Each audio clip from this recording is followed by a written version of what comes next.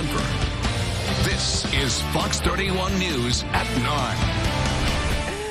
Well, some local women are doing their part to help the environment ahead of Earth Day, which is tomorrow. Yeah, this week and last week, the women at the Holly Creek Retirement Community in Centennial used their arts and crafts time to knit these nests for birds. Yeah, they used leftover yarn to make the colorful nests. They will be used by a local bird rescue conservatory. They will help birds and other small animals who may have fallen out of trees. That's pretty cool. That is. I've never heard of anything like that. Very colorful and stylish, too. I'm impressed. Well, coming up, the